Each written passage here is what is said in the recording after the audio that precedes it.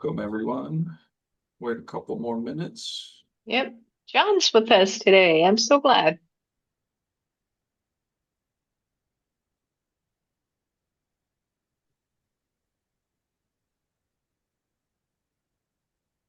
Is everyone planning an Arkansas trip in Yes. what, August?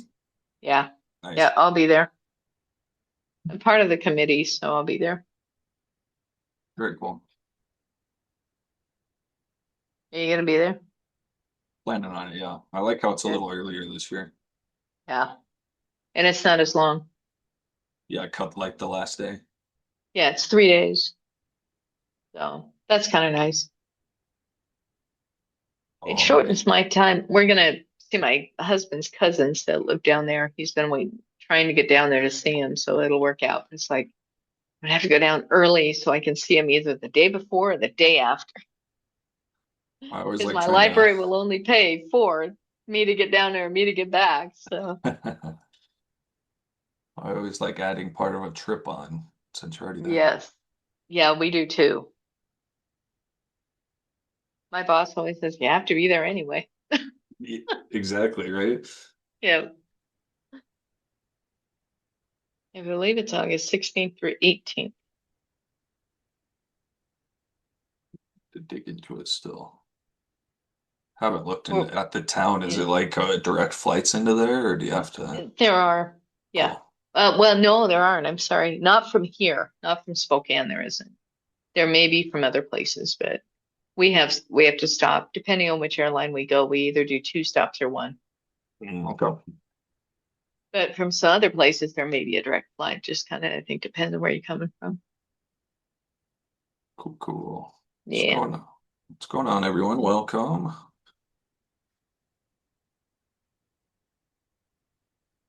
First SIG of the new year. Happy New Year. Yeah. Happy New Year. Happy New Year.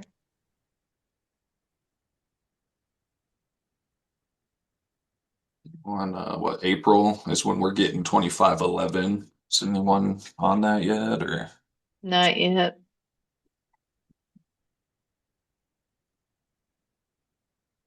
That's good to know. I'll be here.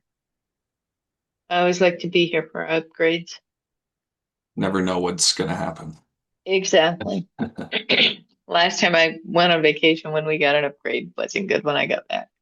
Oh God. Yeah, last one we thought it was like a minor one, and then it like caused a bunch of weird things. It did, yeah. Yeah. Something looking forward to in the next upgrade, thanks to Cuyahoga County. You can move a hold over to a different bib record, so you don't have to like cancel it and then replace it. Can't wait for that. Yeah, that'll be good. Librarians like that. And the ability to batch modify holds, which it's going to be really nice. I have a lot of people that move locations, like their home library, so this will be nice to quickly change their pickup location. I don't know. I'm not real happy with some of the upgrades we have, so I hope these are better. Yeah, what have you been running into? I don't like the new bib record that when you click on, you remember, so you go in and say an item is lost or you need to check the status of it or make it missing or whatever. You click on the link and go to it, and I can show you what I'm talking about. Let me pull up Koha here. Going on, everyone? Welcome to the Circ Sig January. No Yes. agenda. We're just chatting, go walking and talking through some you know, Circ issues and whatnot. We should introduce ourselves. At least you and I should. Yeah. Georgette's yeah, running the show over Yeah. there. I'm help. I want to do more help, so I'll be around more. But I'm Jon Frederick from CLIC, the Colorado Library Consortium. And I'm Georgette from Liberty Lake. And so let me share. Okay. So So what I don't like, and I'm just going to pull up one I know we always have. I like your top bar you got customized. Oh, thanks. Yeah. Okay. So we're going to do, no, I don't want that one. I want this one. What's going on, Chip?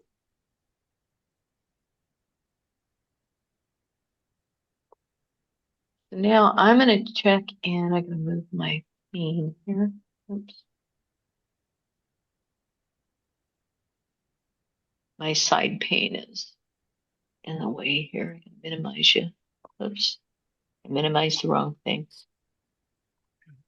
I'm still learning this whole share thing. It's, Oh, we can still see it. yeah.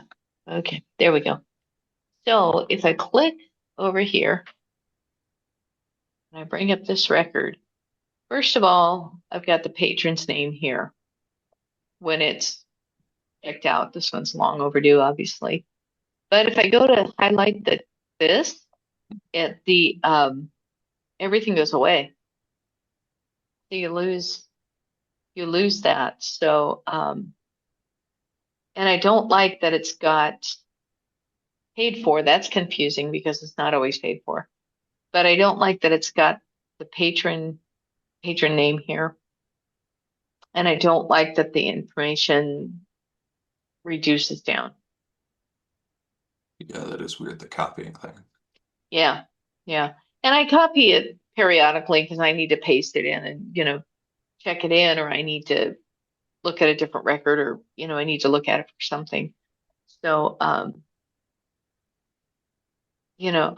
don't care for the fact that everything can be shrunk like that. I mean, we use all the information, so for it to be able to go away, and patrons do the same thing. You can do it with patrons, and it drives me nuts. The Or like a the collapsible sections get me too. Like even when Yeah. I'm on a patron record, I have this habit of like if I'm in the barcode, I'll sort of not be paying attention where I'm moving my mouse to, and then I'll click away and then accidentally close the whole thing. Yep. Yeah. I thought about the possibility of just disabling all of those, but haven't brought it up. Yeah. I have to check with our tech person, but I don't see the reason and the purpose for it. I mean, if you're using that record, you're using it for a reason. Yeah, So how would you get rid of it? That's not a system setting, right? That would be I I would don't know. just be be this. either JavaScript or CSS, depending on I'm going to mute my screen. I'll be right back. My boss may need.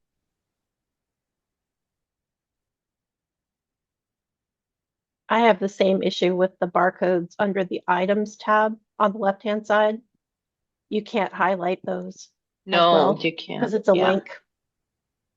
So Yeah. I have the same problem you do, Georgette. I'm working on a cleanup of claims returned from 2024 right now, and it's so annoying.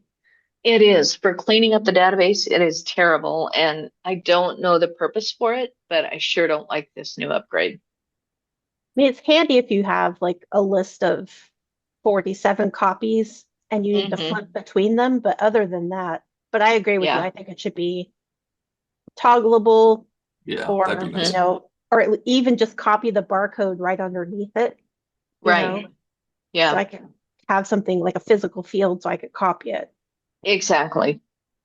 Because I do a lot of copy and pasting and things, especially if I'm working on, like lost items or long overdue, because I send out notices. So I have one koha screen open that I'm working with, and I may open a second one to go in and check and see, do we have more copies? Do I need to give this to my librarian? Different things like that. I mean, and each of us, of course, works differently, but for me, it's not, I don't care for it. And same thing with patron. You're editing a patron, you can shrink everything up. It has that link that brings it all up, and it's like, why? Why do you want to get rid of that information and not see it? Why do you want to hide that information? And that drives me insane. It's just like, and I'm a lot of hands-on circ, so I'm constantly moving through the circ portion of this, and I really wish they would ask those of us that work it to test it. Yeah, that just adds a lot of clicks. It does. It does. And makes it difficult because you really can't highlight to copy and paste if you need to check that item in, say maybe it's a missing item or it's a long overdue and they bring it back and you need to check it in manually or something.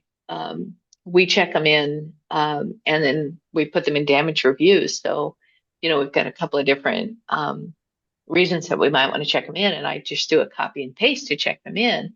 Can't do that. There's a lot of areas where I feel Claude could just like even just add a copy button to like anytime you see a barcode, Yeah. it would Yeah. That'd be cool. make a lot of things easier. I was noticing just earlier when I was running a report and I have the item. I was actually trying to copy an item ID, but it sort of generates. I know I can collapse it so that it doesn't have that drop down menu for in the reporting, but still it'd be nice if it just had a copy this thing option. Yeah. Exactly. Because copy and pasting, yeah, seems pretty straightforward. I remember like the old Horizon, like you couldn't highlight anything in the record. So you Yeah. literally couldn't copy anything. Yeah. I also don't like that. I don't know. I guess maybe there's more things that I don't like.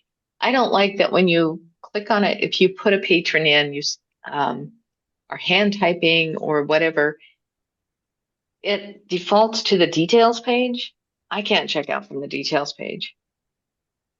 I create a patron and I say save and, it goes to the details page, or I'm looking up a patron for my, long overdue or something, and it goes to the details screen. It's like, why does it go to the details screen, which gives you the details on the left-hand side of the pane anyway?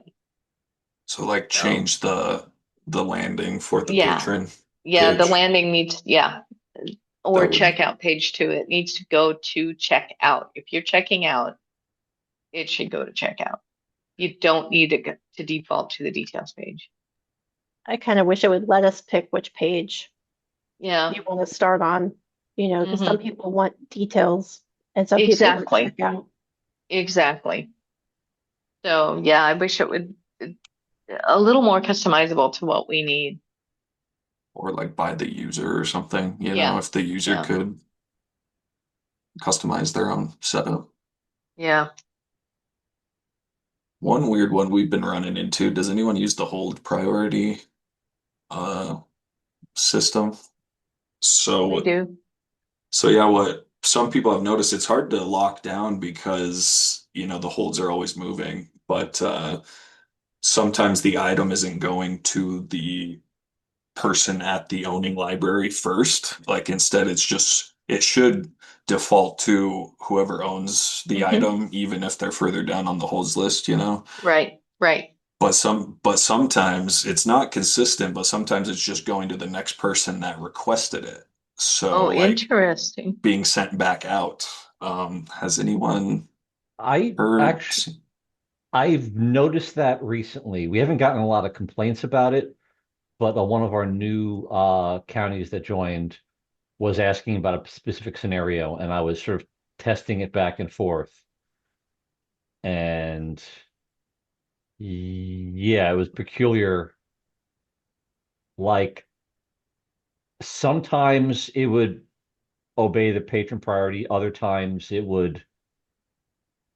And I don't know if it's just because it was like we in general have issues where if it's a bib where there's like 500 holds on it, it's slow and possibly gets wonky. But yeah, I think we've seen that a little Yeah, bit, but I can't say it's like a consistent widespread problem because we haven't really gotten many take. I mean, it could be something that's happening I and no haven't one's noticed. noticing. Yeah. I think Yeah, yeah. I haven't noticed it, but I will pay attention and I'll make the librarians aware as well.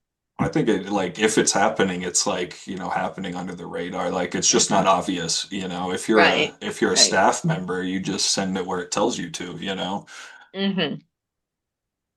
But Yeah, that was a weird one. It's been popping up a little bit. But I like I haven't said, it's noticed. hard to get like a solid example of it to Hmm. show Bywater and stuff because those holds are so active. Right, right.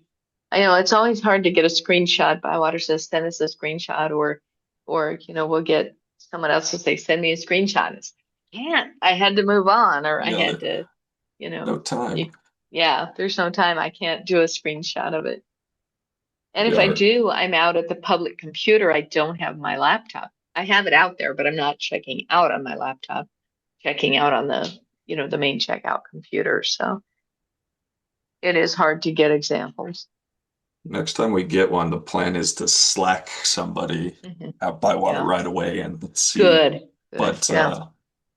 yeah, just a I weird wish one. they would I wish they would come to these meetings so that they could hear what we need and what we want. I think they go to some of them. Yeah. But I haven't seen any of them in circ here.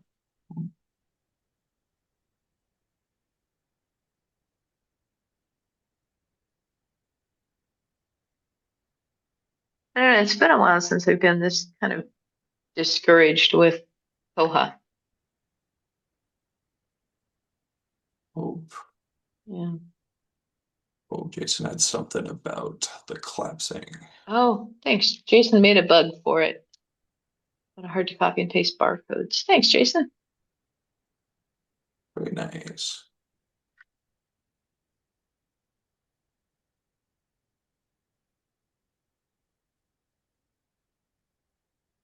Can you make one about making the landing page adaptable? I thought that was a thing. I was trying to find the system preference, but Right. maybe it's in my brain sphere wrong. I'll If it keep is, looking. okay. If it is, send it our way. I can pass it to Christopher. We can talk about it at our inland share meeting.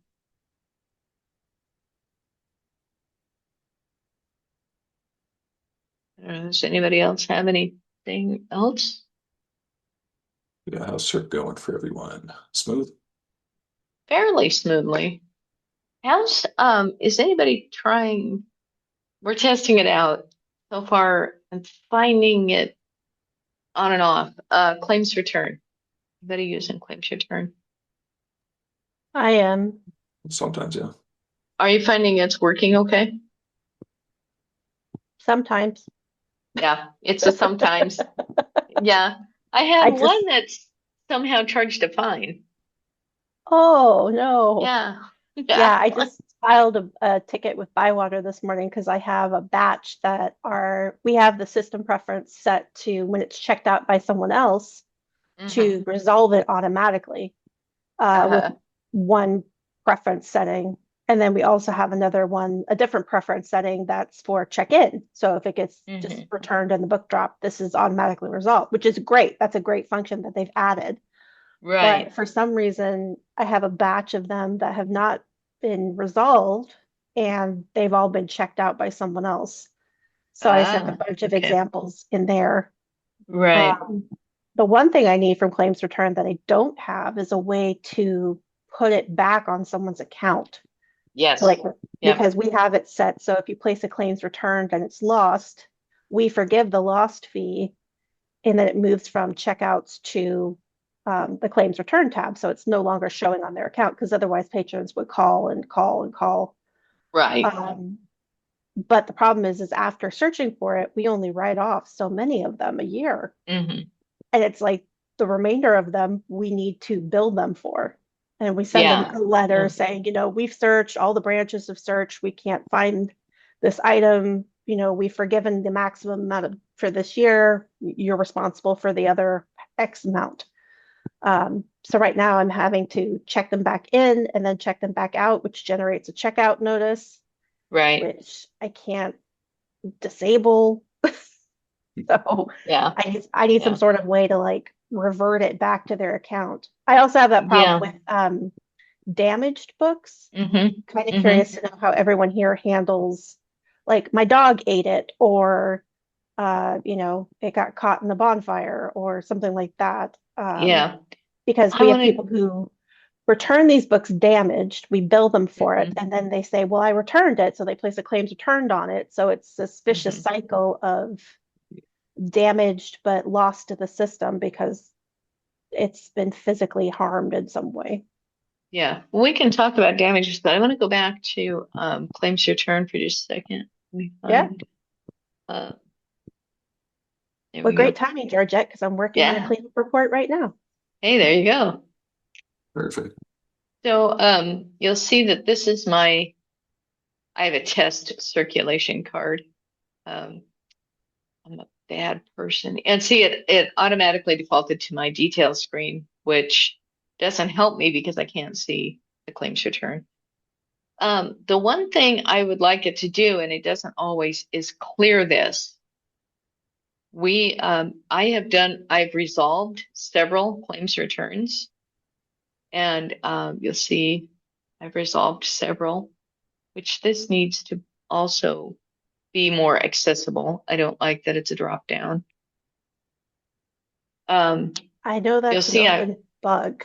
There's a ticket on this somewhere because I remember commenting on it about how the number up above should just show the active number.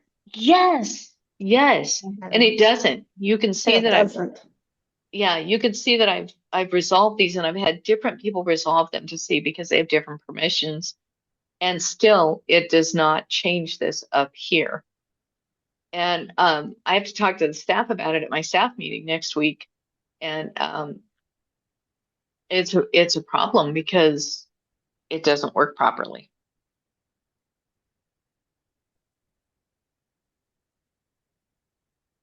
And it's frustrating.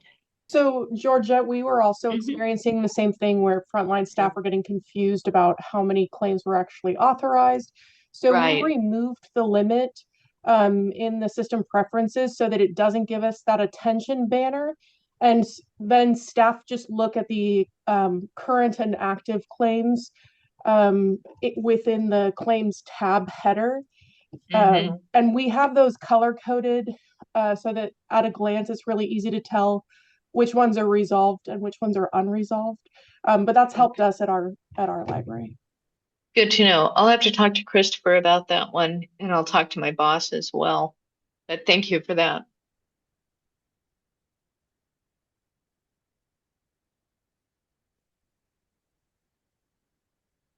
Let's see too if it did what it's supposed to here. To see, it doesn't even say claims returned here, which it should. And this is grayed out, which I'm still not sure why. So you can't make a claims return from the bib record either, and it doesn't put it in. So you go to this bib record, it doesn't tell you it's anywhere. Oh, that was the resolved one. I'm sorry. Let me go back to my other one. I guess you're not allowed to place the claims return from a bib record because the software wants to ensure it's actually checked out to a patron. Right. So force you to go through the patron profile to set that up. And that's okay. That makes sense. Yeah, and that's okay. Okay, so this does say claims return. Item has been claimed, checked out, circulation. This is what I was talking about, where it tells you it's checked out. Privacy reasons, I don't like that. Every so often I have to print a screen off and give to someone else in the library, and privacy reasons. We give these to our librarians when the item is lost or damaged and they have to replace it. And it's got patron information. I mean, it's still in the library, but still it's, not information that they necessarily need.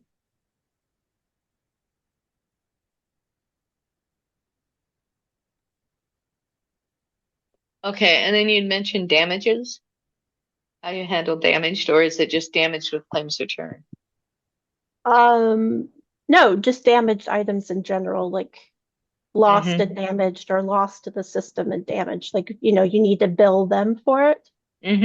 So we've been just, putting the item as lost, a lost status of lost. But I'm thinking of creating a new lost status that says lost and damaged, so we know that it's with the staff member, because those items are held by a staff member until they're either paid for and picked up, or the patron contacts us and says, we don't want the item, we don't care, I'll just pay for it.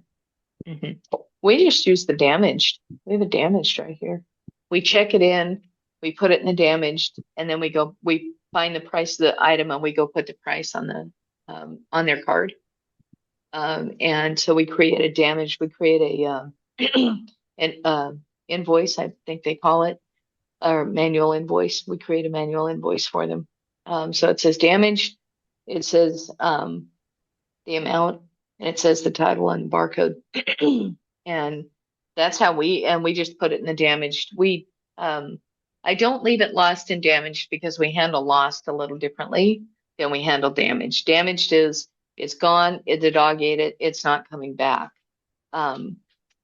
So we just, we charge for that. So I don't make it lost because it's not lost. It's damaged, and they come in and say it is damaged. If it's lost, then we handle that a little differently. They come in and say I left it on the airplane. We just go up here and make it lost, and it makes the fine automatically. But damaged, we just go in, check it in, put it in damaged, put the fine on, and then send them a notice, unless they've let us know. Rebecca, the San Luis Obispo Public Library has also wanted this functionality. Because Georgette, I completely understand that workflow, we've considered that just right. It's nice to have a status that automatically applies charges to a patron's account without staff having to generate an invoice. I agree. So we're considering within the lost statuses creating a new status called returned with major damage or something like that. We are currently using the lost flavor of the lost statuses to charge patrons for damaged items, because currently the damaged status in Koha is mostly just a metadata tag, and it doesn't it doesn't create that invoice that we want it to. So Rebecca, if that's helpful, we haven't gone forward with that, but we're looking at doing that. Yeah, I would actually like damage to put the fine on the item, because now for me, every library uses it different. Some libraries say, oh, it's damaged, but we're going to continue to circulate it. For me, in my many years of library land, damaged means it's damaged. It is not usable. You're going to pay for it, and we're going to replace it. So I would like the damage to automatically charge. I can waive a fine if I need to, but I'd really like it to do that. And then I can use, because for me, because we handle lost a little bit differently, I don't want it necessarily to be a lost damage. I want damage separate from lost. We're doing it both. We actually, similar to what Cara was saying, we added a lost status of, I think we called it irreparably damaged. And then just because we do have some libraries that will mark an item as damaged and send it off to get like the bindings fixed and stuff on items. So it's so the regular damage status is for those, because they're going to eventually re-enter circulation theoretically.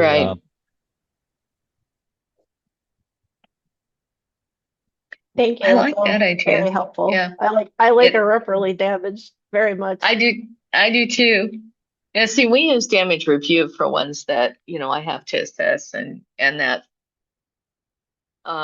just kind of takes them out of circulation, and they go on a special, they go to me, I assess them, and then they're either they're mended and put back in collection, or they're made damaged and charged for. But I would also like, and I know this is a big thing, and people disagree with me totally. I don't want lost item fines to clear at check-in. And that's intentional because we send people to collection agency. We just figured out how to deal with that. Unfortunately, Charlie's not in this meeting, but we were able to set the system preference so that if the item is returned, say 90 days from lost status, that it no longer will automatically refund the charges. So you can set whatever window you want. We set it to 0 days for lost and paid for, but there is a system preference that allows you to do that. Can that be done, do you know, for like, we're part of a consortia and I would want that, but it necessarily would not be something that one of the other libraries, because they don't, not every library sends them to collection. We're two different states. We're Washington and Idaho. And so we handle some Idaho libraries send them to collection. We send them to collection after $50 and a certain amount of days, you know, that type of thing. So it something, is that system preference something that Christopher could set for my library or for the libraries that have collection, or does it have to be for everybody? Does that make sense? That's probably a Jason or a George question. Yeah. Jason? I think it's the setting. Let me show you my circ find rules. Is it a global setting? No, Oh, I I think can you stop. can set it. Oh, sorry. Like per I can stop library. sharing. Yeah, you should be able to set it in the circ find rules per library. Set per library. So it should be this setting. So I'm on the circ rules for Okay. specifically Iola, the lost fee item refund return policy. So for this library, we have it set to refund the lost item charge, and they did break out processing fees too, so you can control that independently. But I think that's probably Go back to that one. It says leave lost item charge. on this drop down, Yeah, our it says default is lost. to leave the charge. But this library has chosen to refund it instead, Right. so that's So you can, overriding our default. so we can say leave lost item charge. Okay, I'll have to have Christopher look at that. What is that one? It's checkout, It's in the circulation and fine rules circ and fine rules. for your library. So like if your default is refund, you should be able to override that with leave lost item charge. Leave lost item. So would that so that adds the lost fee? I mean, it clears it out when it's returned. Would it leave the overdue fines alone? Or is that all part of the? I think yeah, it doesn't. Well, you've got control over that too. So refund lost item charge and overdue or restore overdue fine. So like all that behavior is Okay, covered. cool. I What's the like difference that. Thank you, Jim. between those two? I'm rereading them. Refund lost item charge and charge new overdue fine. Refund lost item charge and restore the original overdue fine. Yeah, they're so Yeah, similar.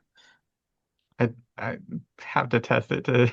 Yeah, like we just had like our ILS committee meeting, and we had a big discussion about this because currently we were trying to figure out how to deal with um because preferably we want, well, things essentially to work like our prior ILS, where when like the way we have it, we don't have overdue fines accumulating like they're calculated on check-in. Um, and then when something goes to lost, we want it to, charge for it, but then not charge an overdue. But then on check-in, if it's lost and returned, then generate the overdue. And Trevor, our head of library systems, like that, he wasn't sure if that was possible, because we were having issues getting that behavior to work. Does anyone else set up exactly that way and it is working?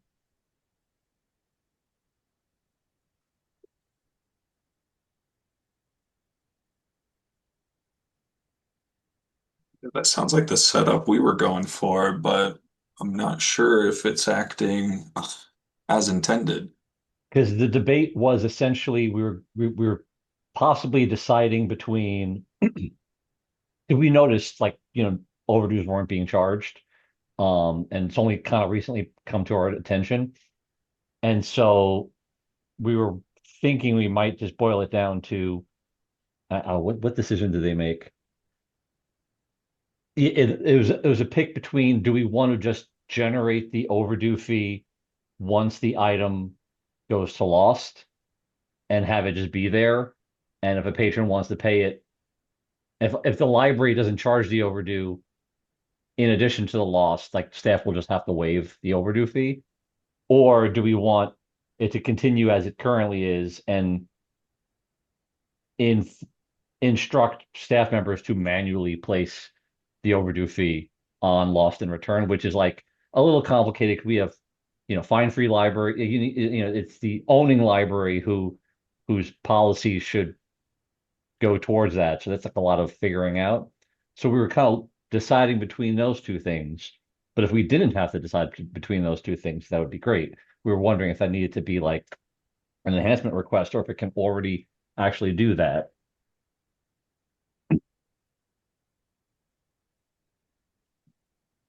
Because yeah, can the fines be added incrementally, like every day, instead of being done at checkout, I mean at check-in, when the late items finally returned, then that's the issue we were running into, was the fines were being added then when the lost item was returned, but then it was also refunding the lost item at the same time.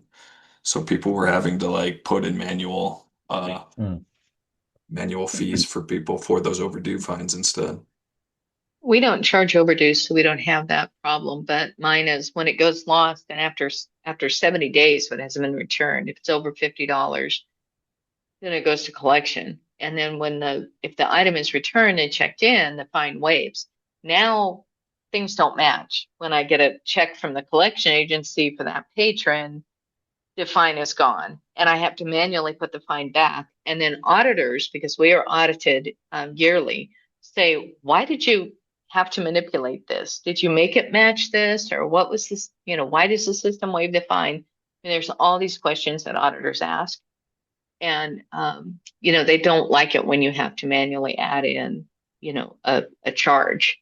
And so and it makes it hard when I go to pay the collection, and I now have to add in and figure out, what was the cost of that item? Which item was it? The whole thing. And it should not be that hard. It should be, you check it in, it should be notified that this item was lost. Our patrons know that when it's lost, or our staff knows when it's lost, they click on it. And if the card says, or the patron record says at collection, it comes to me. And at that point, now I'm having to add fines. I'm having to, do the whole thing, like I just said. Whereas if it didn't clear, it would be there. And if I don't need, if I need to clear it, I can do that. And it's a quick one step, of clearing that fine. So, for me, and it's something I've wanted for a long time, but others weren't seeming to use it the same way I was. So I wasn't making any progress with, talking. It sounds like some of us are all kind of doing the same thing. So that's kind of nice. We were running into issues because each library gets to decide how they handle lost items and fees and whatnot. Yeah. So our settings are all over the place. Some have no fines at all. Some have lots of fines. Yeah, that's like us here at in our consortia, because we are different libraries in different areas, and we're Washington State, and we're part of Idaho. Washington State has different rules and regulations, and I have to follow specifically. And if I waive a fine, I have to justify why I waived the fine.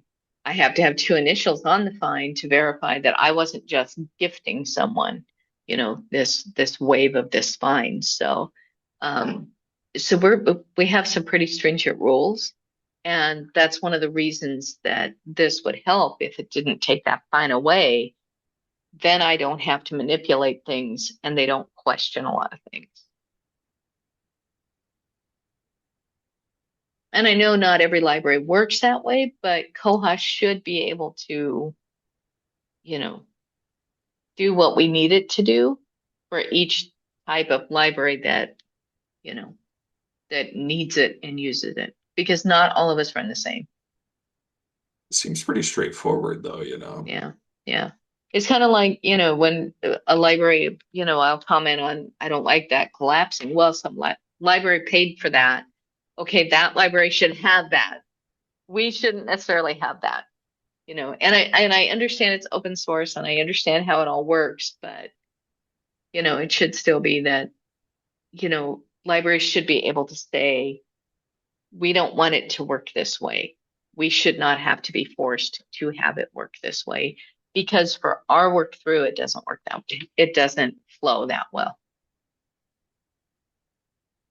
And then people get set in their workflows, and then even if it does change, people don't Right. realize or know to ask for. Exactly.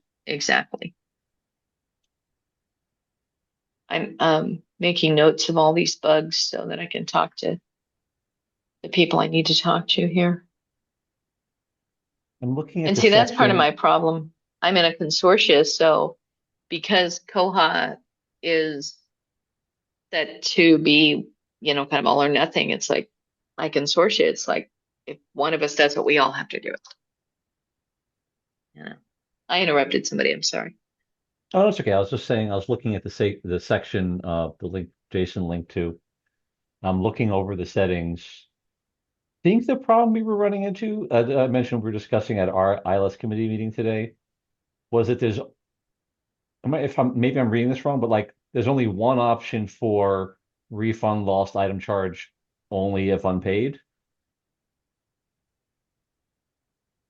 But I think we want that, but also one of the other two where it calculates the overdue.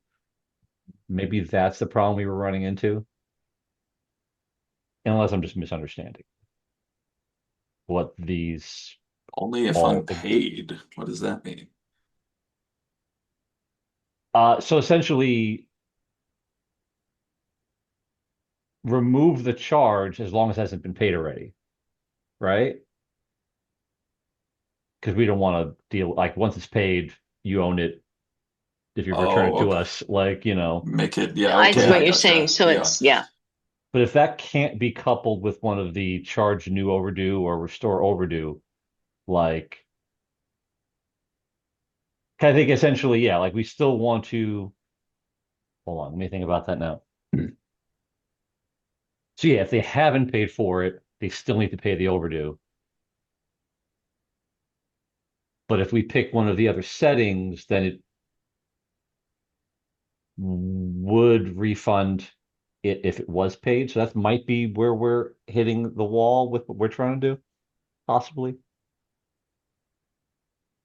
Yeah, I hadn't looked at it myself, and once I saw those last two options, like, oh, calculate overdue fine, like particularly this breaks it out more. We would want restore the fines as of the day the item was declared lost.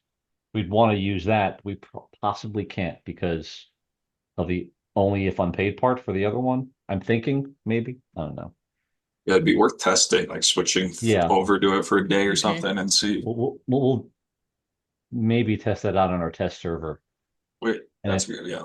and if you can't do one, if it's one or the other, then I guess the ask from buy or development would be we just want an only if unpaid for each of those, or like either add options or just have it be a separate toggle. Like, I feel like they keep adding. There's like more choices than there used to be.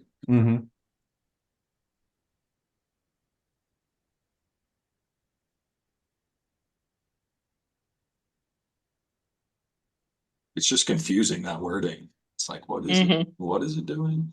It This is, whole yeah. thing is confusing.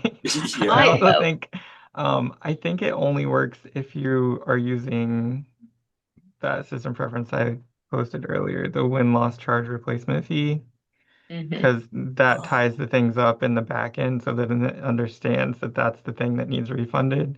If you put it on as a manual lost item fee, it's not smart enough to refund that, I don't think.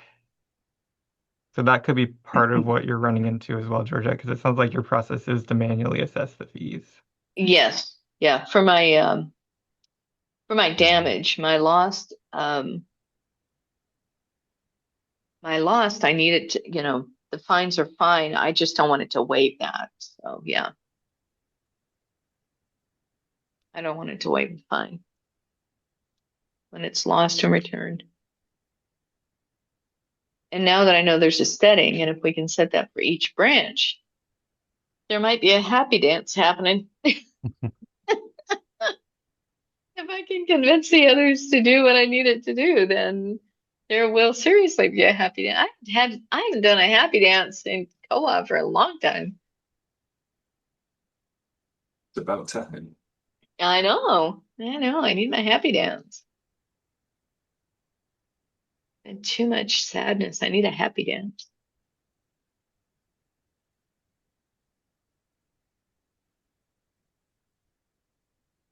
Cool. Anyone else running into stuff?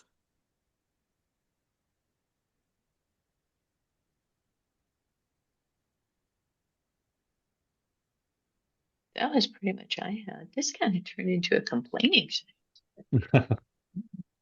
Not really complaining, just this is how it works, and I wish it worked a different way. It's nice to know that other libraries out there are experiencing what I'm experiencing, though, because for a long time I kind of felt like I was all alone out here, And I would talk to others at the co-op meeting. They're like, "Oh, we don't do it that way. We don't, And they're like, "But I need somebody to talk to and see this, So it's nice to know that there are others out there kind of experiencing the same thing. Definitely, that is the best part about these groups. It is, yeah. And the fact too that these groups talk to the other groups, and although I don't know how to put in a bug, others have already put in bugs for us, so that's appreciative. Yeah, fix that collapsing stuff. Yeah, that's got to be fixed. Oh. That's not good. I was fiddling. I don't know who does your customizations, but oh, that's supposed to send. Hold on. I think that CSS should do it. I'm testing it on our test server. It's like targeting just that page, so it just pretty much makes it not clickable. But you can still like select it and copy it. So nice. In the interim, like it'd be because obviously you have to wait for the development and then the upgrade. That looks like it should work and not break anything else. Oh, good. Test it first. Yeah.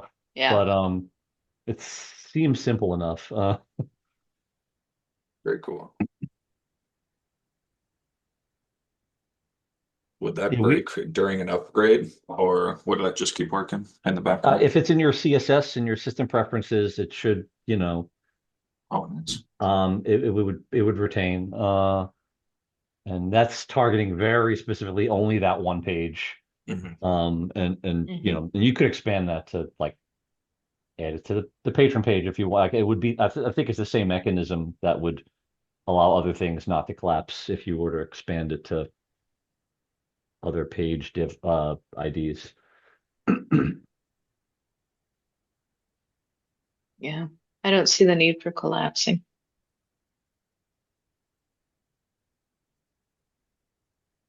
They're actually crazy because they click on something and it collapses, and I'm like, like you were saying that earlier. And it's like, why? Oh, here Jason's got some jQuery to point to the checkout page instead of the details. And yeah, I was looking for this. I felt like there was a system preference, but I think there's one for the bib screen, like what it defaults to, but like I guess not the patron screen. Yeah, I can't find a bug or anything. It's weird. I know. Didn't it used to go to the checkout page originally? Because it's the first thing on the list. Like, so if you search in the checkout, like in your search editor, if you have checkout selected, it will go to circ. But if you have the patron search or like a non-definite checkout search, then it goes to the patron sort of advanced search. And the links on that screen point to detail instead of circ. Oh, yeah. okay. And that's where I would like it to go straight to checkout. I mean, I don't. And that's how we have it set up, but it's using custom code. You could pass that one over to Christopher and see if it's something too. Yeah.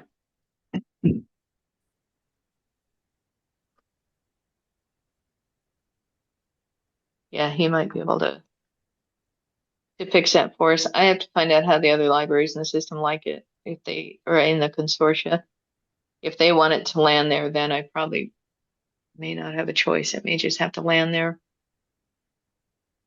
And I can, I've been dealing with it for the last many years, and I can deal with it for the next 3 or 4. Just always search from the checkout. Yeah. field instead Yes. Yeah. Yeah. for patrons. Yeah. And it really, it's almost redundant because I'm going to share again here.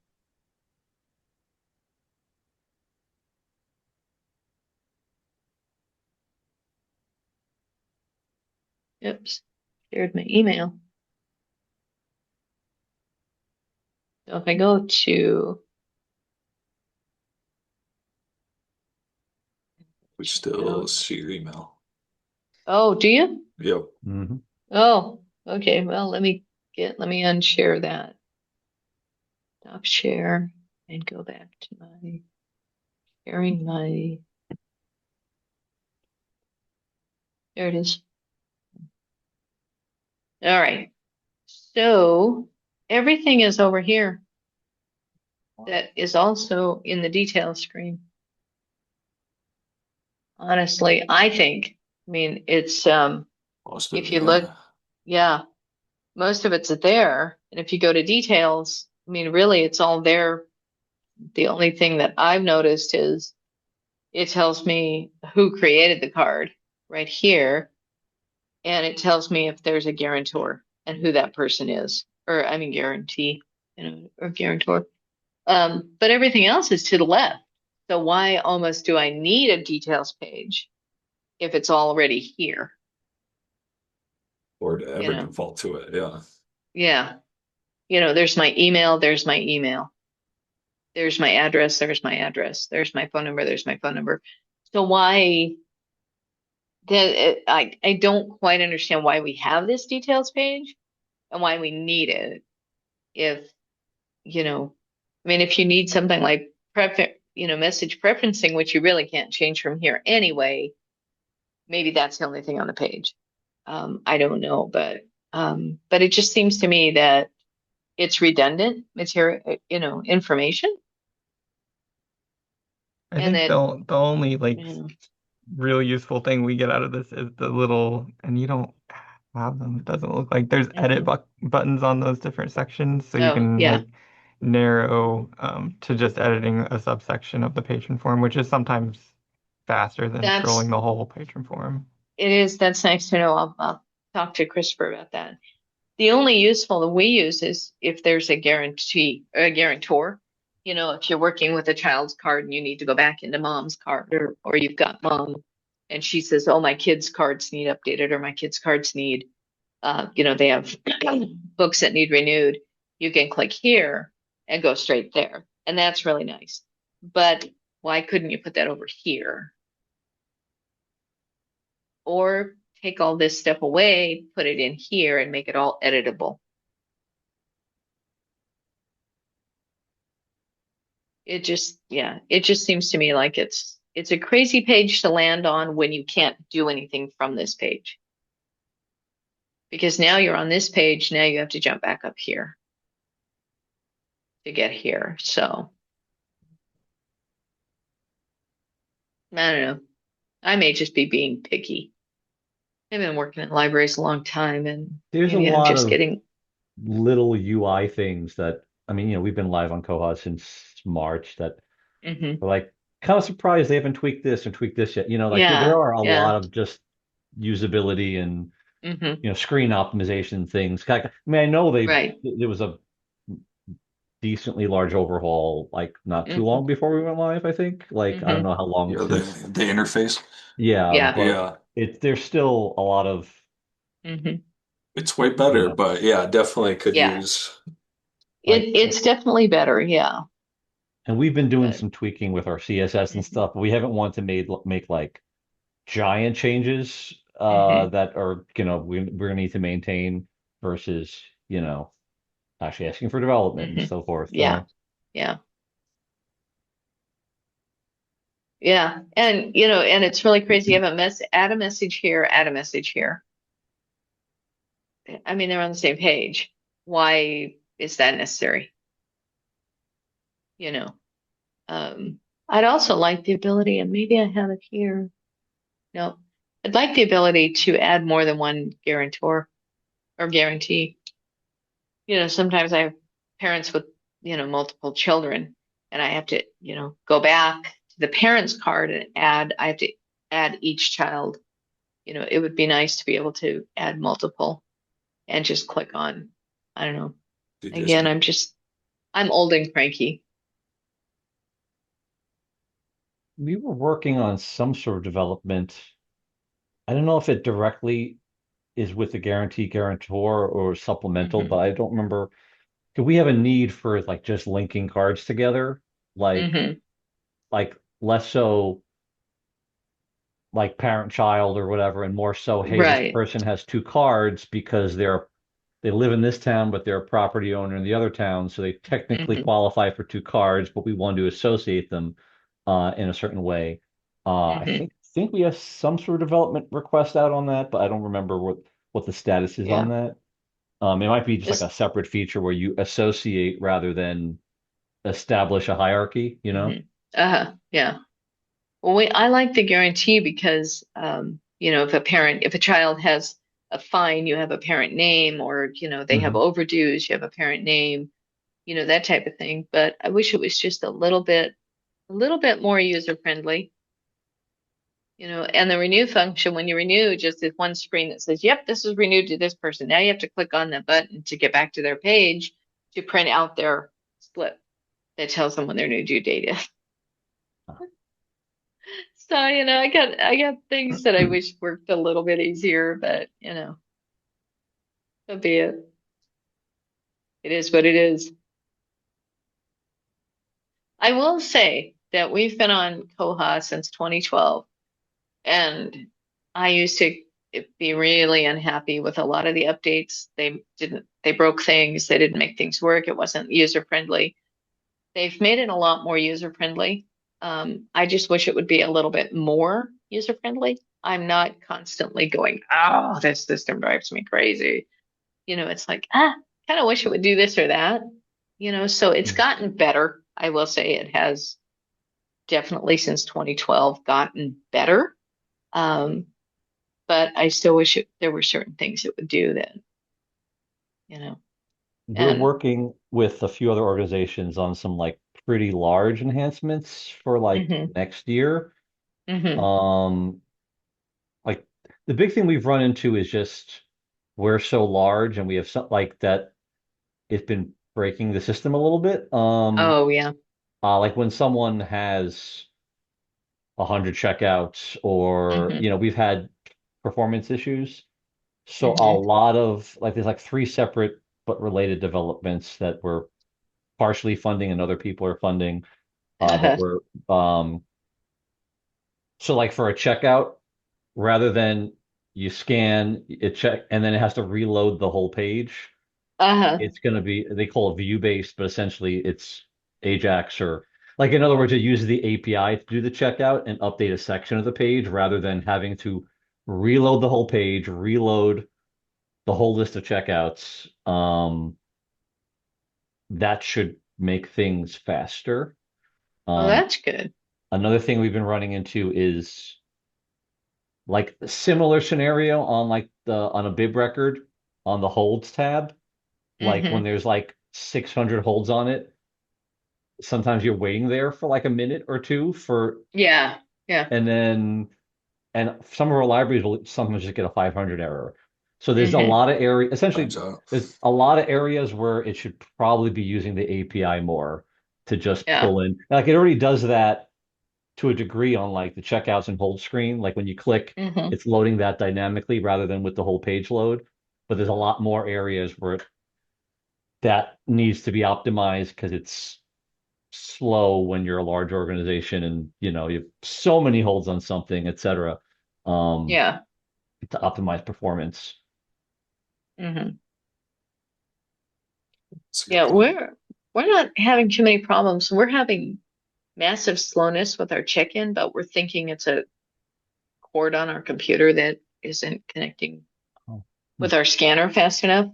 We're not positive. We had a changeover of IT people, so our new IT guy is trying to play catch up.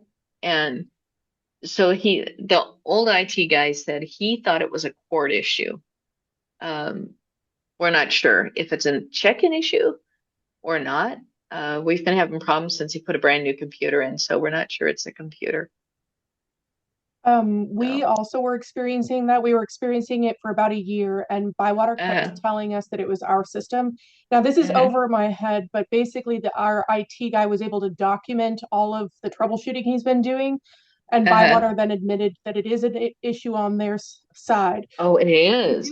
There is a ticket in or a bug in for that. But I'm sorry, I don't have the full details, and that's okay. But it is a Bywater koha What's the exact issue? That's like what's exactly happening? For us, check-in is really slow. Just slow. And is it when you're using RFID reader or a scanner? Scanner. We don't do RFID. We're a tiny, small enough library. We don't do. But we'll check a book in. We scan it. We'll check a book in, and then we have to wait and wait. You know, two seconds or so, maybe 3, 4, 5 seconds for it to connect and tell us whether the item checked in, did it have a hold, does it have to transfer somewhere? And 2 or 3 times we've missed those holds because we're checking in, we're doing our thing, we set it on the cart, and then we come back and go, oh, missed that. Now I've also not checked in the other items because it is so slow. It's just like hanging there. We experienced the exact same thing. Ours was an RFID. We use RFID pads at our library, right. But we were experiencing a 2 to 10 to 15 second delay on the item capture. So we again spent a year trying to work with Bywater, and they finally admitted within the last like 2 to 3 weeks that it was an issue on their end, and we do have a ticket in with them. Okay, right. So they have a solution potentially. They're working on it. Yeah, nice. Okay. Well, I'm glad you got them to finally admit it because it has been, and it's only been since we've gotten this new computer, which has been 6 months ago or so. So right around that same time that you've been experiencing it. And we were told, it's your computer. It's on your end. It's, we're not experiencing slowness anywhere else. We were having issues on check-in, but I think ours was kind of related to some hold issues. Like if you check in an item and there's like 600 holds on it because we're a large consortium, like sometimes it was kind of just crapping out. Like we were getting 500 errors for a while, and those have sort of subsided. But I think it still happens occasionally. Yeah. We don't get the 500 error, but we just get this massive slowness. And like you said, we're missing check-ins, we're missing holds and, things like that. So I'm glad to know. Thank you, Cara. I'm glad to know it's not just us. And I linked to the crowdfunding thing that, I think we're pretty good on funding. But those are the things I was talking about, the view-based circulation and increasing speeds when you're placing. That's what I was talking about, where like you're trying to load the holds tab on the bib and it takes forever. Like this would be like it would be loading dynamically, and it doesn't prevent you from placing a hold request just because you're waiting for the whole thing to load. Yeah. Right. These are big development. Like they said, it'll be completed for 2611, and are they both 2611? So you probably wouldn't see it in an upgrade till next year. And that's okay. That's all right. Well, sweet guys, good stuff. Yeah. Thank you. My gosh, I've learned so much. I've got to talk to a lot of people.